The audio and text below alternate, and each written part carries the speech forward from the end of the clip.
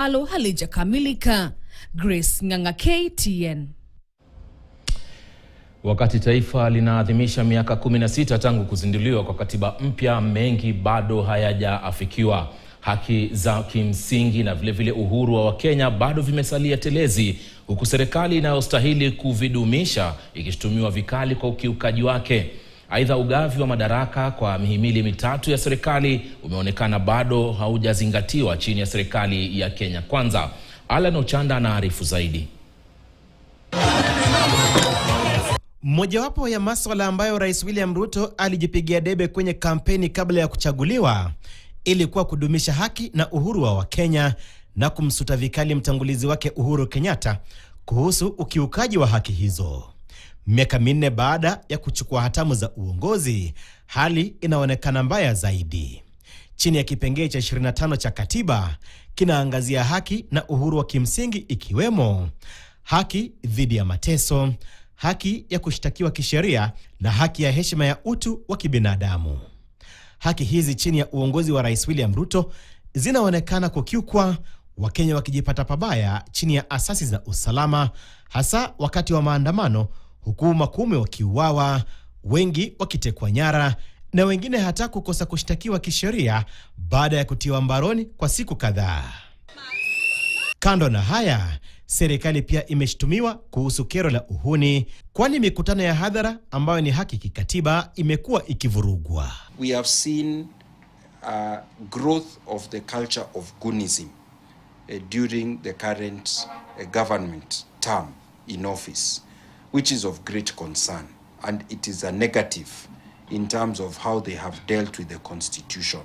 When you look at whether he has allowed people to freely express themselves, of course, you see that the young people who are speaking through the mass media, the social media and all that, they are being followed up and, you know, being arrested.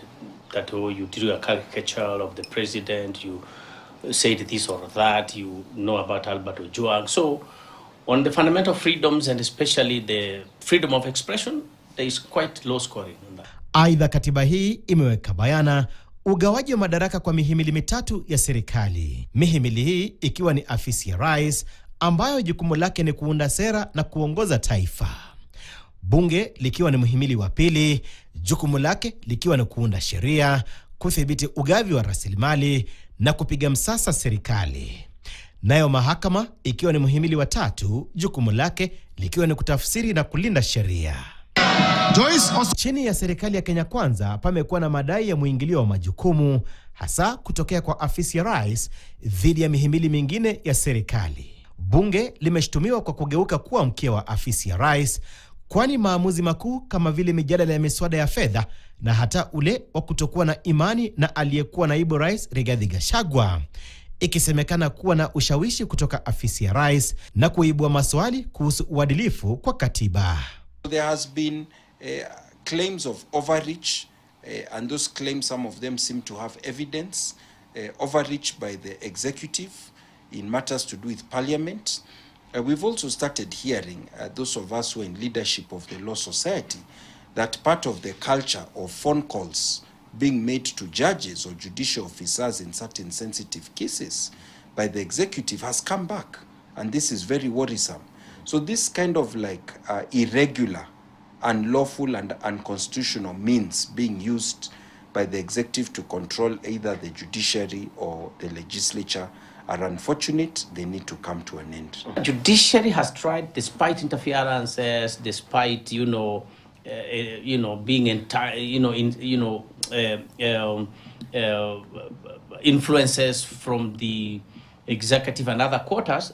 Judiciary has actually tried. Parliament is in the pocket of the judiciary, you know that. I mean, they do what the head of state bids them to do. They have confirmed themselves that they receive bribes. So we cannot really trust Parliament at this time. They are in the pocket of the executive. Katiba hii inapogonga miaka 16, wadadisi na wataalamu wanasisitiza kuwa uadilifu na kujitolea kutekeleza kila kipengee ndiko kutaka kuhakikisha taifa linarejea kwenye mkondo sawa wa sheria. Alan Ochanda, KTN.